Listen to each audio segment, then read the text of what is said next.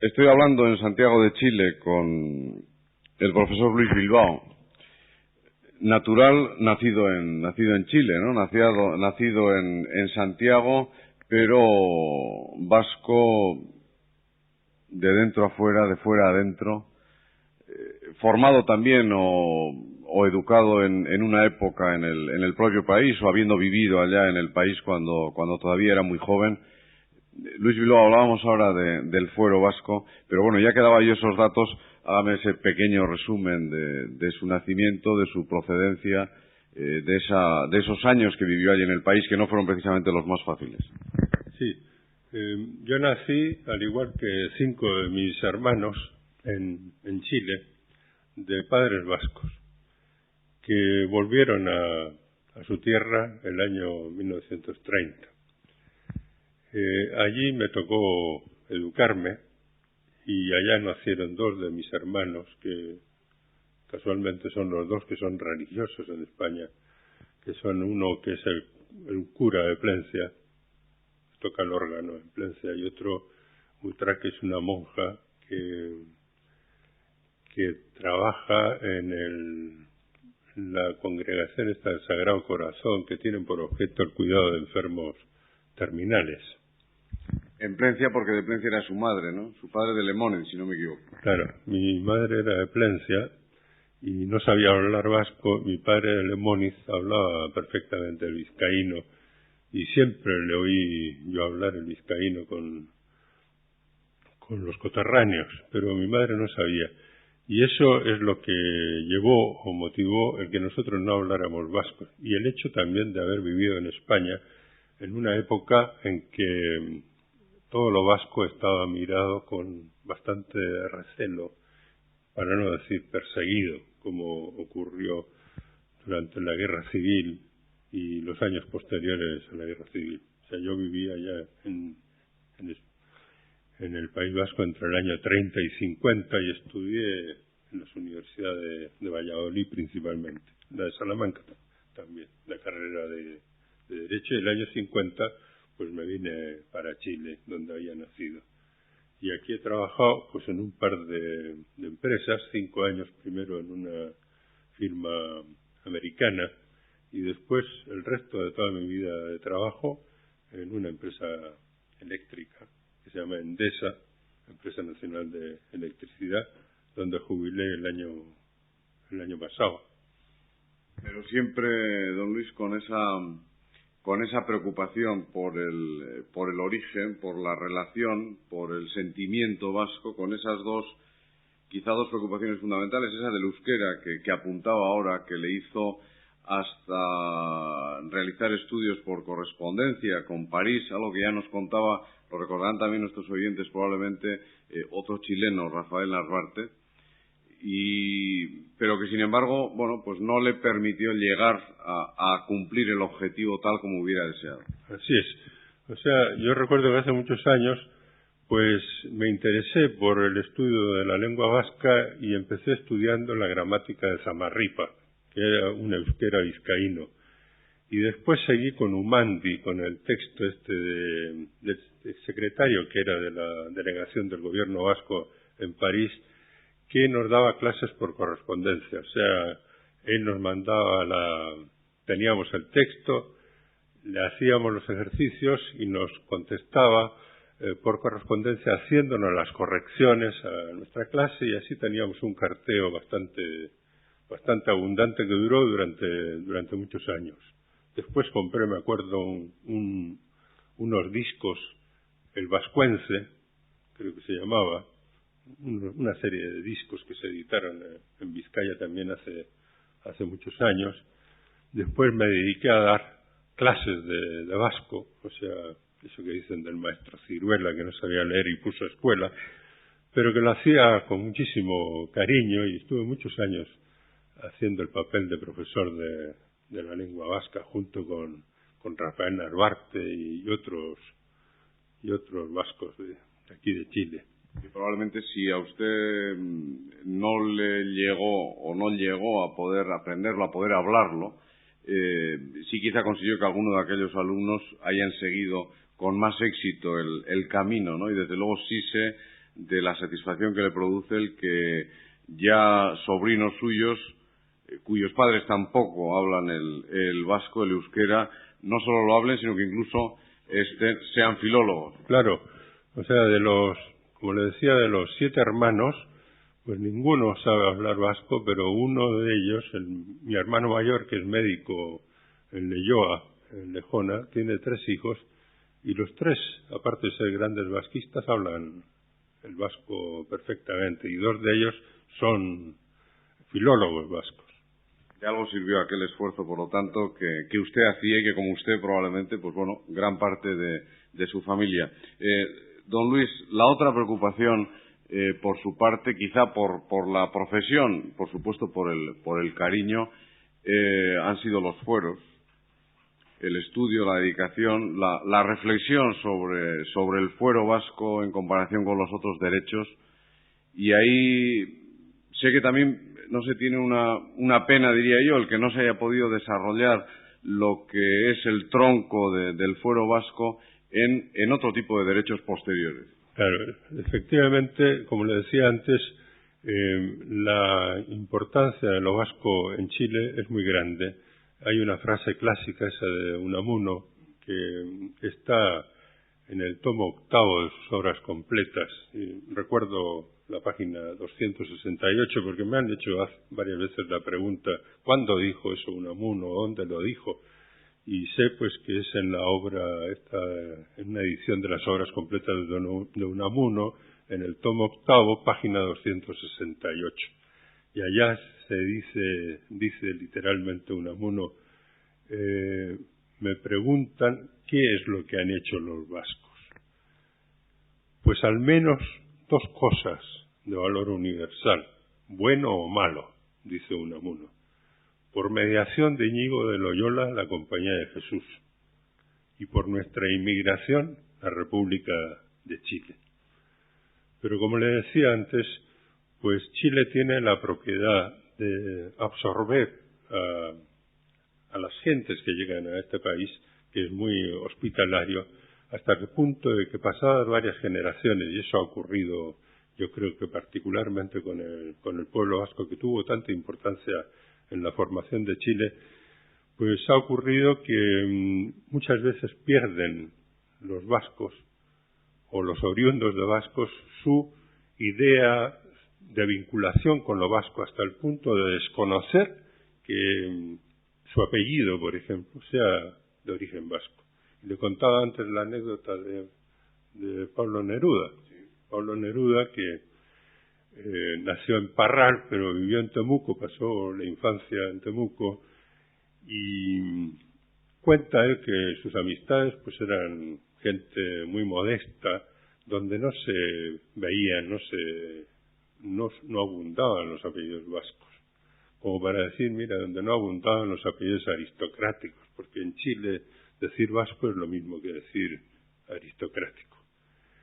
Y no sé, pero se me ocurre que Pablo Neruda ignoraba que su segundo apellido era vasco, cosa que he podido comprobar en muchísimos otros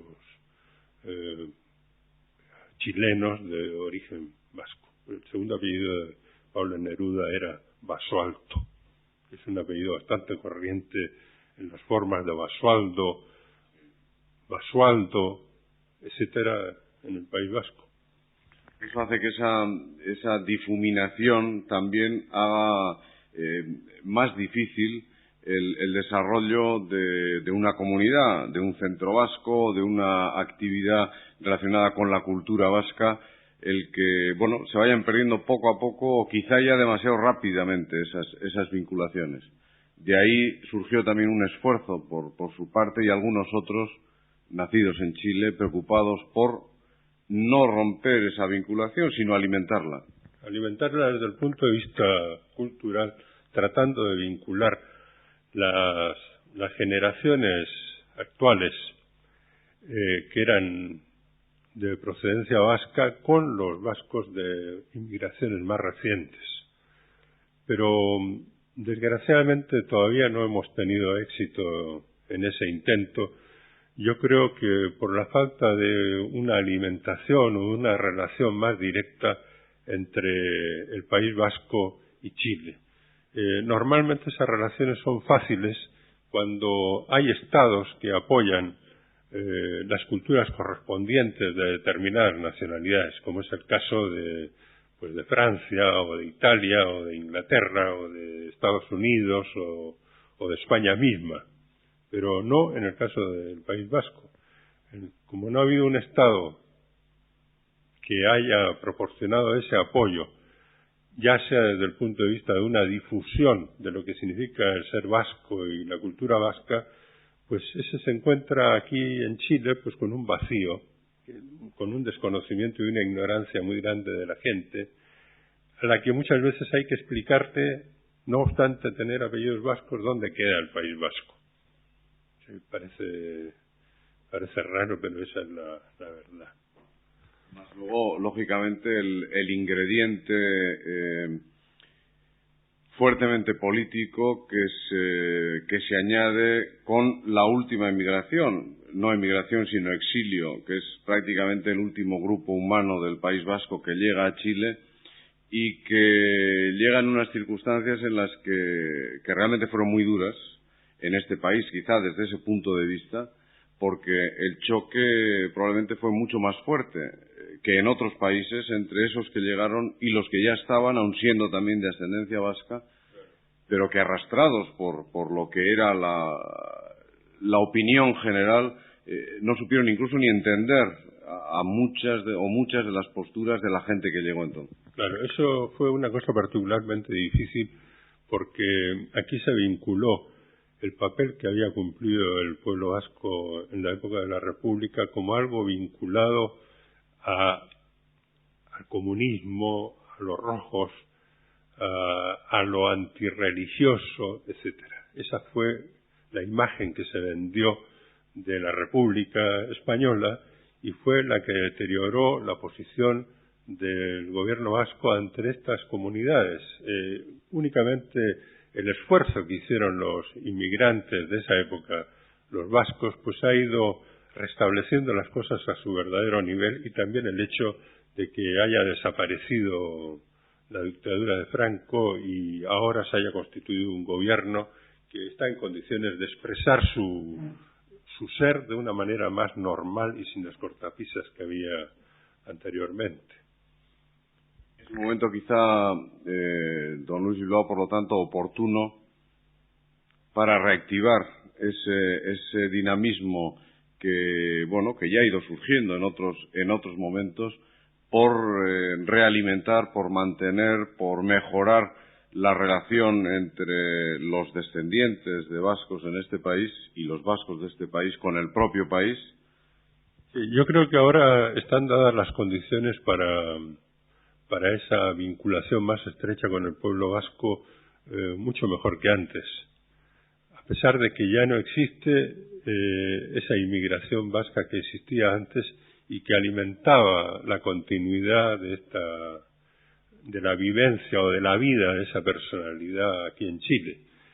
Pero yo creo que ahora, con los medios de difusión que hay, con la televisión, con los cassettes, con la facilidad también para viajar, etcétera, yo creo que eso se puede hacer más fácil que antiguamente.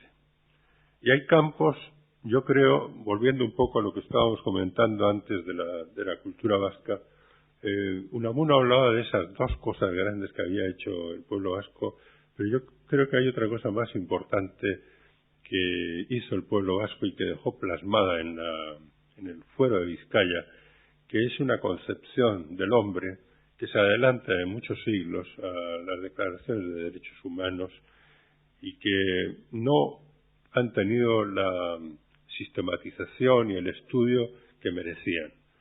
O sea, yo creo que ya desde el Fuero Viejo de Vizcaya y clarísimamente desde el Fuero Nuevo, podrían estudiarse una serie de manifestaciones de ese concepto que tiene el pueblo vasco sobre la dignidad del hombre, que debiera de haber sido el verdadero fundamento de los derechos de Occidente y no el derecho de propiedad, como ocurrió en realidad por influencia del derecho romano. O sea, uno ve en nuestros códigos una sistematización muy profusa, muy sistemática, organizada racionalmente, de una manera exquisita, sobre el derecho, sobre la compraventa, o sobre el arrendamiento, o sobre el mandato, pero sobre el trabajo humano cero. O sea, el trabajo humano pues está subsumido en el arrendamiento de servicios, en una situación totalmente residual dentro de nuestra normativa, porque es heredada de una situación que es la de la Roma del derecho clásico, en que la sustentación económica de Roma era la esclavitud. Los vascos han pensado en otros términos distintos, no aceptaron esa sustentación. O sea, yo creo que lo espontáneo en el derecho vasco es la configuración de una serie de leyes que ponen de manifiesto esa importancia que tenía el valor supremo que debe tener en derecho la consideración del hombre en su condición de tal. Desde Chile, ¿por qué no? El profesor Luis Bilbao nos recuerda que tenemos ahí en el fuero, en esa formulación de nuestro derecho tradicional, las pistas o la estructura, por lo menos, o el eje fundamental de lo que puede ser, de lo que es la forma o el estilo de vida vasco, con el que quizá nos tenemos que reencontrar también en el propio país, no solo fuera, o pretender que hubiera sido bueno, hubiera sido interesante que eso hubiera llegado a otras formulaciones del derecho, sino que en el propio país en este momento también tenemos que reencontrarnos con esa línea fundamental en la que está formulada nuestra forma propia de entender la vida, de entender la relación con los demás. Sí, así me parece. Y ojalá se destinaran los estudios de derecho vasco no solo a conocer la normativa de la foralidad vigente actualmente, como uno lo puede ver con mucho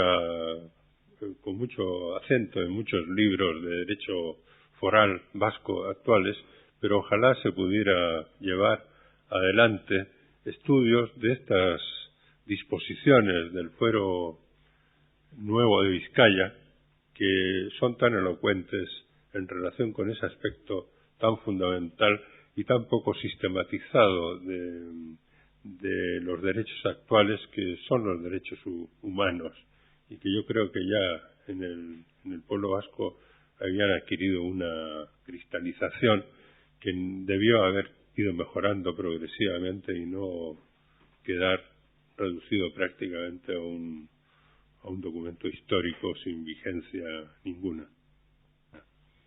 Gracias, don Luis Bilbao, por este rato en el que hemos podido conocerle a usted y conocer sus opiniones aquí desde Chile para el País Vasco, desde Santiago, pensando en aquello y sobre todo pensando, como usted en su caso, en redescubrir, en sacar a la luz lo que de fundamental puede haber, o por lo menos de tradicional en la estructura de esta forma de ser de los vascos que tanto han marcado a este país, como reconocen, testifican todos los estudiosos de la historia, de la cultura de este país que es Chile.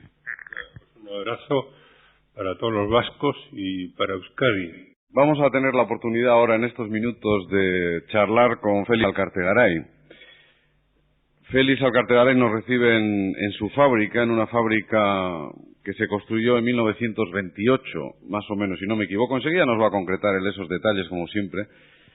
Industrial zapatero desde ese punto de vista, aunque bueno, sus negocios hayan ido diversificando a otros ramos, como también iremos conociendo poco a poco, porque este país parece que en estos momentos está en un momento clave importante en el que la diversificación es posible, en que la inversión en muchas ramas diferentes de la industria son posibles y en el que, bueno, parece que se quieren abrir nuevos campos de actividad en un país que está marcado prácticamente por dos grandes industrias, como puede ser la minería, la madera y la pesca. Tres mundos abiertos, pero con una gran vocación en este momento a todos los campos de la industria y de la competencia.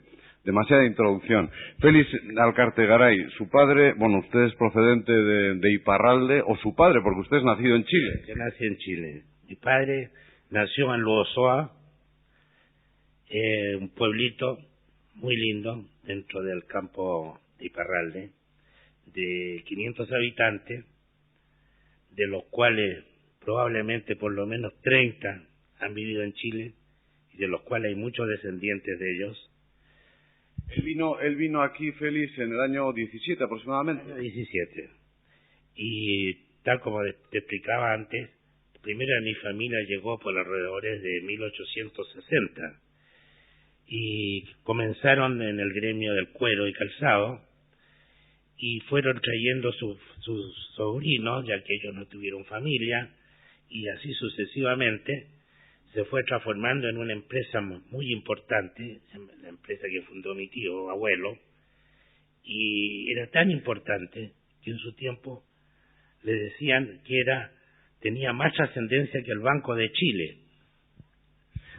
Aquella primera industria, que no es esta, porque esta es la que va a venir después cuando ya su padre se independice. Exacto, este es un apéndice. ¿Ah? Y tal como le decía, mi padre trabajó en esa industria el año 17, ya que primero había llegado mi tío, el mayor, y se fue como voluntario a la Primera Guerra Mundial, por lo que trajeron a mi padre, que había terminado su estudio de contabilidad, y trabajó en esa industria hasta el año 28, en la cual él se independizó y formó esta industria de la cual ya estamos en la tercera generación, ya que yo personalmente tomé la gerencia de esta fábrica en el año 56 y hasta el día de hoy, y ya tengo a mis 2 hijos, quienes están manejando prácticamente esta fábrica, ya que estoy más dedicado yo a otro tipo de empresas, de las que, tal como explicaba Apache, que hemos diversificado nuestras inversiones. Bueno, Félix, vamos a ir un poco por partes, porque antes de que su padre pusiera en marcha esta empresa, él ya había hecho también algún escarceo al campo, como prácticamente han hecho todos los vascos que han venido a América. En el momento que han dispuesto, que han podido ir levantando cabeza, que han empezado a llenar de alguna forma aquellos bolsillos que vinieron vacíos cuando salieron de su tierra, cuando salieron de Euskadi, miró al campo y compró campo. También ahí. Así es. Mi padre comenzó con un campo muy pobre, a 200 kilómetros de Santiago, que eran prácticamente pantanos, los cuales, con la perseverancia típica del vasco, logró transformarlo en unas hermosas viñas que fueron muy importantes en su época. Fueron vendidas esas viñas muchos años después, por los años 60 y tanto, pero ya en esa época mi padre ya disponía, o sea, era el principal productor particular de vino de Chile.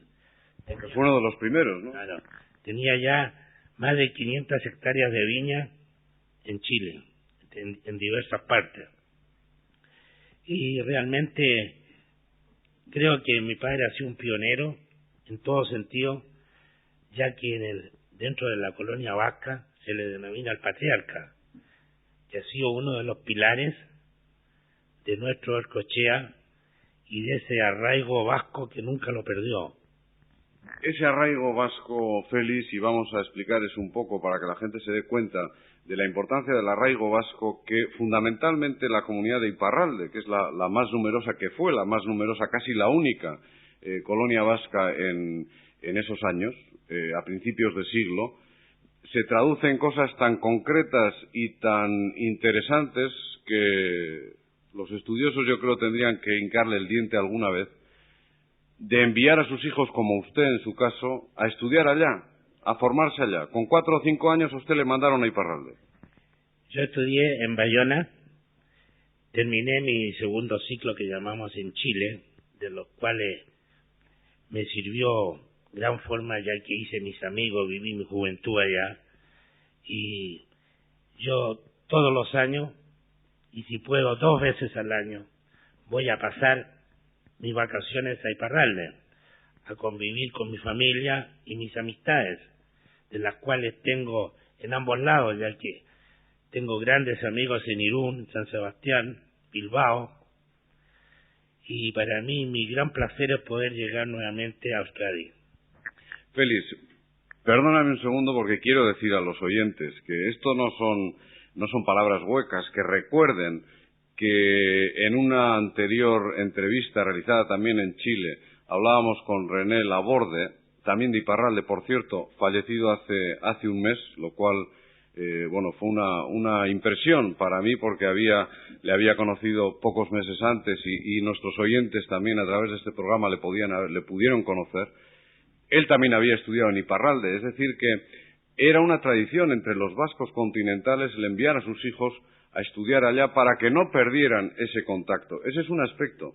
Pero el otro aspecto es el que usted me comentaba hace un momento antes de empezar a hablar ante el micrófono, de ser usted, por ejemplo, nacido en Chile como tantos otros, el primero chileno, el primer nacionalizado chileno. Aquellos ni siquiera se preocupaban de eso. Se consideraban chilenos, eso sí, pero no cedían la nacionalidad. Exactamente. Y mi padre actualmente, que es un hombre ya de 90 años, él sigue siendo vasco. Y no ha cambiado jamás su nacionalidad. Y eso es una cosa que yo diría que son contadísimos los casos de que han tomado la nacionalidad chilena. Se sienten muy, muy chilenos ellos, pero no por ningún motivo han cambiado su nacionalidad. Félix, lo más importante es ese no olvidar jamás, ¿no?, de dónde se salió. Creo que entra su padre ahora en el despacho, precisamente. En este momento viene llegando mi padre, quien todos los días a esta hora llega más a la fábrica y como puedes apreciar tú, Pachi, viene cortado de pelo, viene muy elegante. Bienvenido. Ahora mismo su hijo me estaba hablando ahora mismo de usted, de cómo vino usted de Iparralde, del País Vasco, sí, y cómo trabajó aquí en Chile, todo lo que ha trabajado durante toda su vida. Así es. Ahora mismo me estaba hablando de él. Usted siempre una visita a la fábrica tiene que hacer, ¿no? Una vez todos los días. Llegué a los 17 años y trabajé y zapatos siempre y la industria del calzado. Me establecí solo el año 28 y aquí estoy todavía. Pero sin olvidar nunca de dónde vino. Nunca. Hice varios viajes con mi familia allá. Lo pasé muy bien. En Francia, en España también. Y así pasó la vida.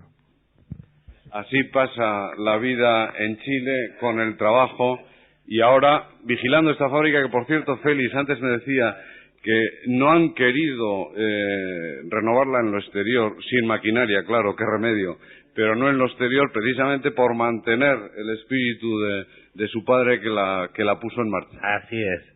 Queremos mantener esto tal como lo ha hecho mi padre y mantener su tradición de honorabilidad, de caballerosidad y de amor a ese Euskadi tan hermoso. Bueno, estamos en esta fábrica que es Calzados Guante. Digo esto porque igual alguna vez por ahí alguien ve, porque lo puede ver, porque están exportando a todo el mundo, se puede encontrar con un calzado que lleva esa marca, que recuerde entonces que una vez le hablamos en este programa desde las instalaciones de esa fábrica. Félix, del calzado decíamos antes, bueno, ¿por qué esa vinculación con el calzado? ¿Qué importancia tiene la industria del calzado en Chile?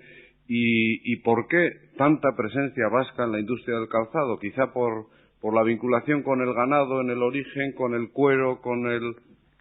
Yo creo que seguramente ha sido eso, el arraigo agrícola del vasco, que llegó a Chile conociendo curtiduría, seguramente que en Chile en esas épocas estaban pañales, y por ahí comenzaron y después a hacer calzado, y empezaron a traer sus parientes y se formó, tal como conversábamos antes. Chile tiene una característica que los gremios están compuestos generalmente por colonias. Por ejemplo, los fabricantes de calzado y curtidores eran prácticamente el 80% de Iparralde. Después los panaderos, vascos, su 80-90%.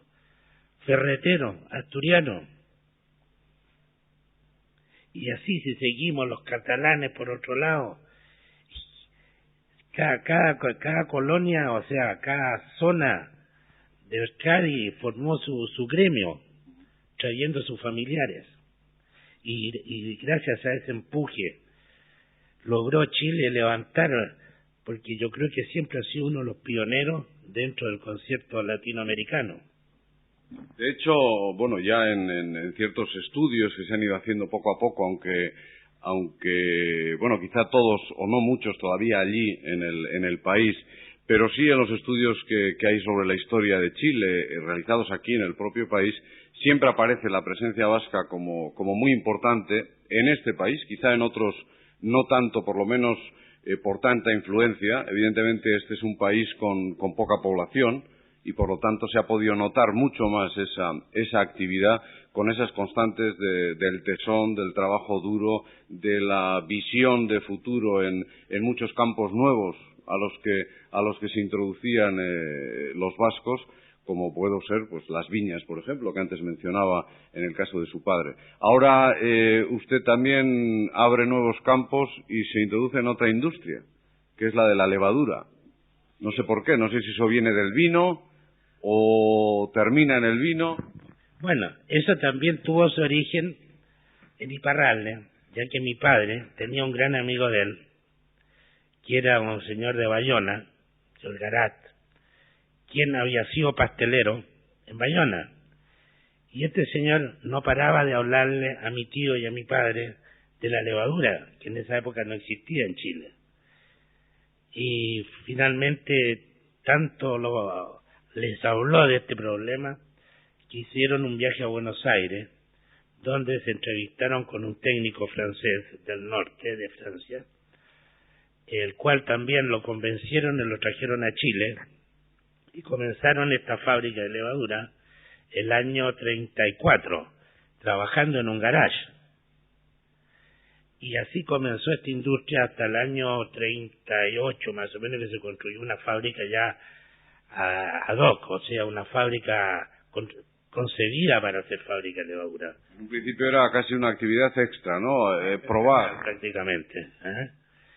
Y bueno, con el correr de los años se fue transformando esto, fueron muriendo los socios primitivos, o los que originaron esta industria, entraron gente más joven, qué sé yo, entró un sobrino, un yerno de mi tío Esteban, después entré yo, en el año 52, y al fin del año 82, no, antes del año 80, quedé solo con la fábrica. Y en uno de mis viajes a Europa, encontré en una feria de alimentación un tipo de levadura nuevo que habían sacado en Europa, el cual despertó mi interés y una inquietud muy grande en mí, por lo que me trasladé a Estados Unidos a hablar con una firma que nos da una asesoría técnica y le pedí que deseaba desarrollar esa línea de producción, los cuales estaban un poco negativos en este sentido, ya que no le veían la perspectiva. Pero fue tal mi insistencia que al final me dieron la asistencia técnica necesaria. Fui a Europa a comprar la maquinaria necesaria, en Suecia, Alemania, y comenzamos, después de muchas pruebas, qué sé yo, logramos desarrollar un tipo de levadura que ya en Europa existían 4 fábricas o 5 más a lo máximo, y realmente dimos el gran batatazo, como se dice, ¿no? Porque se acertó. Claro, ya que es la única fábrica dentro de Latinoamérica que existe y que tenga esta línea de producto. Y en este momento yo diría que estamos dentro de las 7 o 8 primeras fábricas de levadura del mundo. Además logramos desarrollar otros tipos de levadura, como la fermentación de vino y champán, de las cuales nuestro principal cliente es Francia, de lo cual nos podemos sentir muy orgullosos, ya que creo que han sido los pioneros en el vino, ¿no? ¿Ah? Lo siguen siendo en la producción de vino y de champán, y que ustedes ahora que vinieron de allá, del País Vasco, de Continental, de Iparralde, buscando trabajo, que en este momento con el fruto de su trabajo estén pudiendo vender allí mismo algo tan importante para Francia en este momento como puede ser la levadura para el vino, para fermentar el vino o el champán, bueno, pues tiene sus connotaciones interesantes, me imagino que efectivamente son importantes para ustedes. Así es. Creo que realmente nos llena de orgullo el haber podido triunfar y haber llegado a este punto de poder dar trabajo a muchas familias y tratar de darles un mejor estándar de vida, ya que creo que eso tiene que ser la principal preocupación de todo industrial, hacer mejorar la gente que lo rodea y saber estimular a los profesionales que se han quemado las pestañas estudiando y que puedan tener un futuro. Y en esa línea, Félix Alcartegaray, la posibilidad, como la tuvieron ustedes por visión, de entrar en ese campo nuevo de la levadura y de irlo evolucionando hasta el punto al que han llegado, otras 1000 posibilidades abiertas en este país para aquel que quiera mojarse o quemarse un poco las pestañas con el trabajo y decidirse a entrar en 1000 campos nuevos que están todavía por abrir aquí. Yo diría que este es un país semivirgen aún y que está abierto a la capacidad europea, y yo le recomendaría a todos nuestros compatriotas de Euskadi que dieran una vuelta a excursionar industriales, inversionistas, ya que creo que tienen un campo de acción tremendo en Chile, donde podrían seguramente poder abrir campos pero de gran futuro, ya que Europa, hay que reconocer lo que ya está dado vuelta prácticamente, porque ya queda muy pocos campos que explotar, yo diría ninguno. Y entre tanto, Félix, para ir despidiendo esta conversación nuestra de hoy, volvemos un poco quizá al principio. Aquel venir de su padre traído por otros familiares que habían venido anteriormente. Bueno, usted nace aquí en Chile, la familia sigue evolucionando y la comunidad vasca busca su aglutinamiento, hace su comunidad, su centro vasco, su Escoechea, y ahí están ustedes desde luego desde el principio hasta el final, porque se mantiene la tradición constante, incluso durante la época más difícil para la comunidad vasca, como fue la llegada de los exilados de la guerra civil, con la importantísima presión de campaña contra lo vasco que había en ese momento. Bueno, exactamente, pero toda esta gente supo demostrar su valía y gracias a eso se abrió camino y hoy día pueden apreciar que toda esta gente ha sabido triunfar, ha sabido formar sus hogares y es digna de todo elogio y de orgullo para Chile haber podido recibir gente de esa clase. Y ahí todos integrados, toda la comunidad. Así es, ya son segunda, tercera generaciones que están en el centro vasco y yo creo que eso lo vamos a tratar de mantener por siempre, ya que mantenemos nuestros grupos de baile, nuestro folclore, nuestro idioma, teniendo clases de euskera, y así tratamos de que esto tenga una vigencia y que se mantenga en el tiempo, ya que es nuestro gran orgullo que en nuestras venas corra sangre vasca.